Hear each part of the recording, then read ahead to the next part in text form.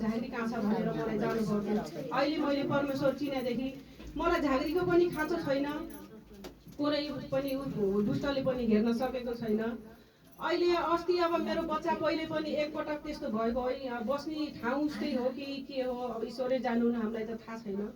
मेरो बच्चा एकदमै बेहोस भएको थियो कि फुल टिपेर लिएर बच्चाहरूले माला उन्न भन्दाखेरि त्यो माला उन्दा उन्दै म मुन्तिर बसेको थिएँ, एउटा फुल टिपेको यसले हातमा लिएको, त्यो हात यसले छोप्दा छोप्दा एक्कासी आकाशमा हेरेर आँखा साखा जम्मै पल्टाएर हात खुट्टा बाङ्गो गराएर मुखबाट ऱ्याल छोडेर सेम पहिला कुखुरा फालेको जस्तो भटभटी थियो के धड्कन थियो त्यसको। मैले त्यस्तो गर्दाखेरि उसले छोराले भन्यो मम्मी के भयो भन्दाखेरि मैले पिता के हो र भनेर मैले दुपुर्दै आएर दिदी मेरो छोरा के भयो भनेर म ढोकाभित्र छिरेको थिएँ।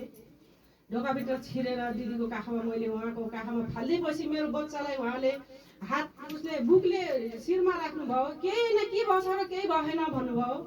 त्यसो भनिदिएपछि एकछिनपछि मेरो बच्चाले आँखा पनि सोझो हेऱ्यो अनि उसलाई होस पनि आयो, हात खुट्टा सोझो भयो। त्यहाँदेखि मेरो बच्चा एकदम भलाचङ्गा थियो। फेरि अस्ति दुष्टले चाल चल्दाखेरि त्योभन्दा पनि ठुलो झट्का लागेको रहेछ। म त काममा थिएँ, काममा हुँदाखेरि यहाँबाट छोरा अरूले त खबर गरेनन्, छोराले भन्यो मम्मी ल छिटो आउनुहोस् भाइ त एकदमै अस्तिको भन्दा पनि धेरै उ भएछ भनेर भन्यो। मैले उहाँबाट आएको थाहा पाइनँ। यहाँ मेरो बच्चा यहाँ आउँदाखेरि म उहाँबाट आउँदाखेरि श्रीमानले ल्याउनु भयो रहेछ। उहाँले के भन्नु मैले यहाँबाट तल कसरी गएँ कसरी लगेर गएँ भन्ने मैले थाहा पत्तो पाएन भन्नुहुन्थ्यो जाँदाखेरि बाटोमा। यहाँ आउँदाखेरि बच्चा म्याडमको काखमा थियो, मेरो बच्चा पुरै तरह निको भइसकेको थियो। यसमा पनि परमेश्वरलाई एकदम धन्यवाद। कोही बेला मैले के सोच्छु भने अब सधैँभरि म्याडम त घर बस्नुहुन्न, कोही बेला टाढा जानु होला, टाढा जाँदाखेरि कसो गर्ने होला भन्ने मेरो मनमा हुन्छ। तर ईश्वर भनेको जस्तो मलाई आपत आइपरेको बेलामा त म्याडम सधैँभरि घरै हुनुहुन्छ। मलाई भने जस्तो पनि भएछ, मेरो बच्चा पनि सन्चै भएछ। मेरो श्रीमानले पनि पहिले त्यति रक्सी खाने मान्छे अहिले रक्सी छोडेर आनन्दको जीवन छ, दुई छाक खाइन्छ, तर कुनै चिन्ताको विषय छैन।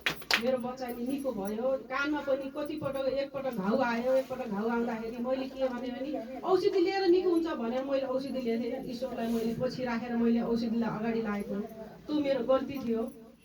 यसमा पनि ईश्वरले मलाई क्षमा गरिसक्नु भयो। अनि यहाँ म्याडमलाई लिएर देखाएँ कि म्याडम हेर्नु न यसको कानमा के भयो भन्दा उसलाई त औषधि खुवाउँदाखेरि भन्थ्यो कि मम्मी दबाई नखानी पिता सन्चो गराए भन्ने कि खालि टाउकै भरिभरि कति पाको प्यालै पाको टाउको पनि पुगेकै थियो।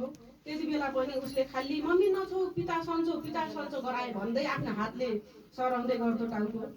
त्यो गर्दा मेरो बच्चा पनि एकदम पुरी तरह से निको भयो।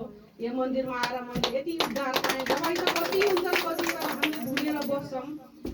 फेरि यहाँ अस्ति एक दिन म कति दिन भयो म यहाँ प्रार्थनामा जुटेको थिएँ।